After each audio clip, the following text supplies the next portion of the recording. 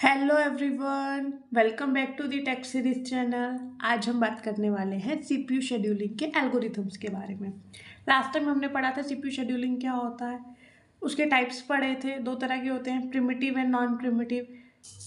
Primitive में कौन कौन से एल्गोरिथम आते हैं और नॉन प्रिमिटिव में कौन कौन से एल्गोरिथम आते हैं। तो आज हम पढ़ने वाले हैं नॉन प्रिमिटिव के एल्गोरिथम। नॉन प्रिमिटिव में क्या होता है, सीपीयू कंप्लीट करता है पूरी प्रोसेस को जितना टाइम उसने लेना है, बट प्रिमिटिव क्या करता है, जॉब को फोर्सफुली स्टॉप कर देता है। ठीक है, अब आप नॉन प्रिमिटिव पढ़ लेते हैं।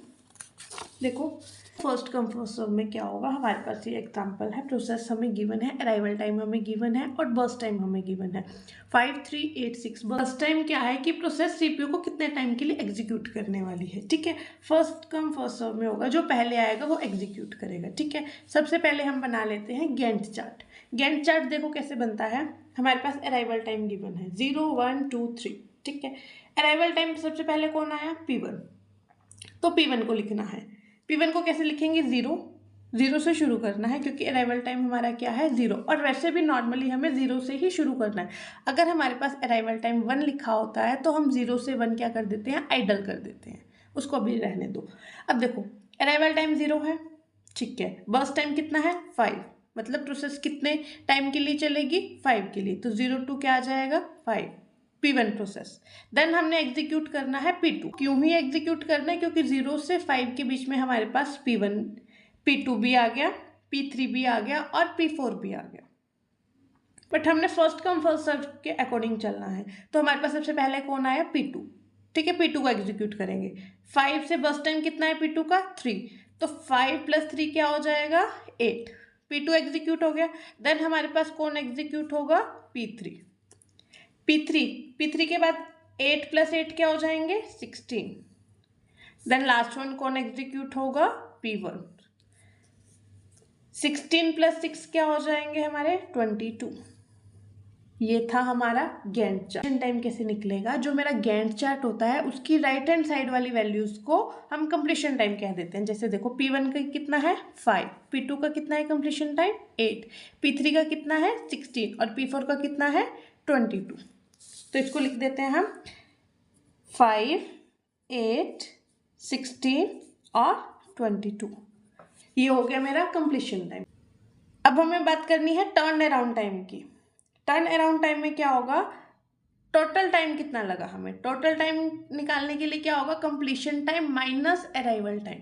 कंप्लीशन टाइम हमने निकाल लिया और अराइवल टाइम हमें गिवन है, तो कितना लगेगा हमारे पास टोटल टाइम, 5 - 0 5, 8 - 1 7, 16 - 2 14 और 22 - क्या हो जाएगा, 19। ये है हमारा टोटल टाइम। अब हमें निकालना है वेटिंग टाइम, कि प्रोसेस को कितना वेट करना पड़ा सीपीयू के लिए। तो वो कैसे निकालेंगे हम, turn around time minus burst time. तो P1 को तो कोई वेट नहीं करना पड़ा। P1 ने जैसे ही एंटर हुआ, P1 को क्या मिल गया, CPU। ये देखो, जैसे ही एंटर हुआ P1 को क्या मिल गया, CPU। देन हम निकालेंगे P2 के लिए, 7 - 3। कितना वेट किया CPU ने, 4 सेकेंड के लिए। ठीक है, 14 - 8 कितना वेट किया, 6। 19 - 6 13। तो सबसे ज़्यादा वेट किसने किया, P4 ने, फिर P3 ने, फिर P2 ने, देन P1 को तो वेट करना ही नहीं पड़ा। तो यहाँ प्रोसेस होगा, पहले P1 प्रोसेस होगा, फिर P2, फिर P3 एंड देन P4। ठीक है, अब देखो रिस्पॉन्स टाइम क्या होता है। रिस्पॉन्स टाइम वैसे हमारे पास नॉन प्रिमिटिव में वेटिंग टाइम के ही इक्वल होता है, बट मैं निकाल के दिखा देती हूँ रिस्पॉन्स टाइम। रिस्पॉन्स टाइम निकालने के लिए मुझे गैंट चार्ट की लेफ्ट हैंड साइड वैल्यूज़ लेनी है, माइनस करना है उसमें से अराइवल टाइम। ठीक है, जैसे ये मेरा गैंट चार्ट है, इसमें से मुझे लेफ्ट हैंड वैल्यू लेनी है, ये वाली। तो क्या आ जाएंगी मेरे पास, 0 5 8 16। ठीक है, इसमें से मुझे क्या माइनस करना है, अपना अराइवल टाइम। अराइवल टाइम क्या है, 0 - 0 क्या हो जाएगा, 0। 5 - 1 क्या हो जाएगा, 4। 8 - 2 क्या हो जाएगा, 6 एंड 16 - 3 क्या हो जाएगा, 19।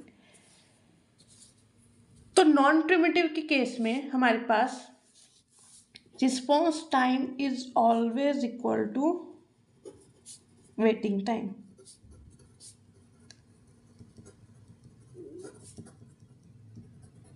वेटिंग टाइम, ठीक है। ये हमारे पास सिर्फ नॉन प्रिमिटिव के केस में होता है कि रिस्पॉन्स टाइम हमारा इक्वल आया है वेटिंग टाइम के, तो हमें निकालने की भी ज़रूरत नहीं होती हमारे किस में, नॉन प्रिमिटिव के केस में। बट जब हम प्रिमिटिव वाले एल्गोरिथम करेंगे तब हमको वहाँ पे रिस्पॉन्स टाइम निकालना होगा। ये था मेरा फर्स्ट कम फर्स्ट सर्व का एल्गोरिथम। अब देखो क्वेश्चन में अगर मुझसे पूछा कि एवरेज वेटिंग टाइम निकालना है, एवरेज वेटिंग टाइम कैसे निकालोगे, इसको ऐड करो, 0 + 4 + 6 + 13 डिवाइडेड बाई क्या हो जाएगा 4 इक्वल टू 23 डिवाइडेड बाई 4, तो हमारे पास क्या आ जाएगा 5.75 एवरेज वेटिंग टाइम। अगर बात करते हैं हम एवरेज टर्न अराउंड टाइम की, एवरेज टर्न अराउंड टाइम की, तो क्या होगा 5 + 7 + 14 + 19 डिवाइडेड बाय 4। इसको सोल्व करके हमारा जो भी आता वो क्या होगा, बस एवरेज टर्न अराउंड टाइम, ये आप मुझे बताओगे कि कितना है। तो क्वेश्चन में हमसे क्या पूछा जाता है, देखो हमारे पास ये निकालना होता है कि हमें एवरेज वेटिंग टाइम बताओ, या एवरेज टर्न अराउंड टाइम बताओ, एवरेज कंप्लीशन टाइम, या फिर एवरेज रिस्पॉन्स टाइम, ये सब बताने होते हैं। क्वेश्चन में जो पूछा होगा वो बताना होगा आपने। अगर एवरेज वेटिंग टाइम पूछा है तो हमने निकाल दिया वेटिंग टाइम, देखो इन सबको ऐड करके डिवाइडेड बाय 4 क्यों किया, क्योंकि हमारे पास प्रोसेसेस कितने थे 4, P1 P2 P3 and P4। ये था मेरा फर्स्ट कम फर्स्ट सर्व। अब हम बात करते हैं शॉर्टेस्ट जॉब फर्स्ट के बारे में। जॉब फर्स्ट में क्या होगा, जिसका सबसे छोटा बर्स्ट टाइम होगा वो पहले एग्जीक्यूट होगा। चलो उसका भी गैंट चार्ट बना लेते हैं हम। अराइवल टाइम शुरू तो 0 से होगा, जब 0 से शुरू हुआ तो प्रोसेस P1 आ गई हमारे पास, ठीक है, सबसे पहले प्रोसेस P1 ही एग्जीक्यूट हुई। अब देखो 0 और 5 के बीच में हमारे पास प्रोसेस 1 भी आ गई, 2 भी आ गई और 3 भी आ गई, तीनों अराइव होगी, P2 भी अराइव होगी, P3 भी अराइव होगी, P4 भी अराइव होगी। बट शॉर्टेस्ट जॉब फर्स्ट में हम चेक करेंगे बर्स्ट टाइम, सबसे छोटा बर्स्ट टाइम इन तीनों में से किसका है, P2 का। तो सबसे पहले कौन सी एग्जीक्यूट होगी P1 के बाद, P2, ठीक है। अब क्या होगा, P2 के बाद कौन सी एग्जीक्यूट होगी, P4, क्योंकि बर्स्ट टाइम P3 और P4 में से किसका कम है, P4 का कम है। 8 + 6 कितने हो जाएंगे 14, ठीक है। लास्ट में कौन सी एग्जीक्यूट होगी, P3, P3 का बर्स्ट टाइम कितना है 8, 14 + 8 क्या है 22।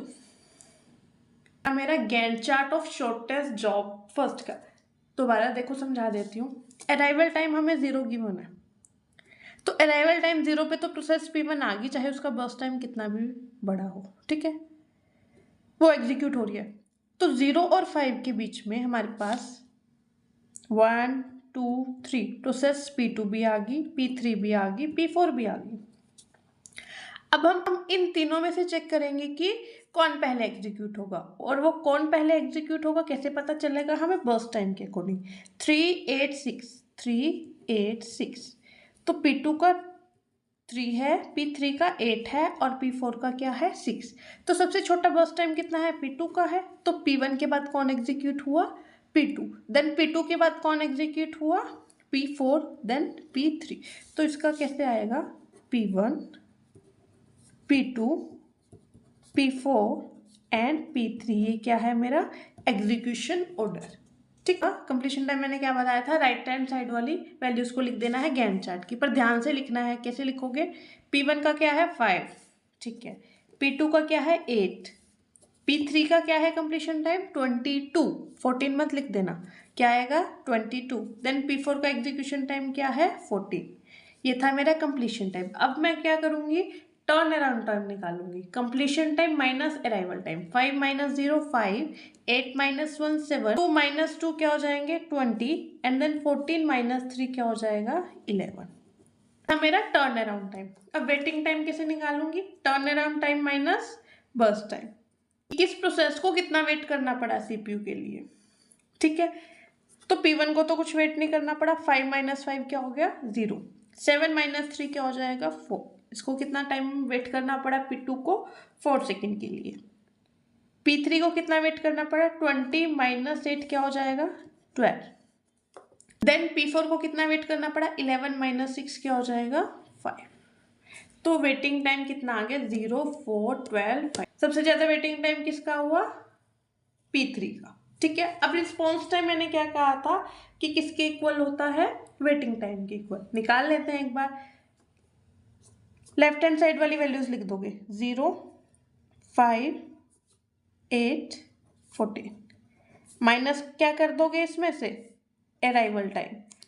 0 माइनस 0 क्या हो जाएगा? 0। 0, 5 माइनस 1 क्या हो जाएगा? 4। 14 माइनस 2 क्या हो जाएगा? 12।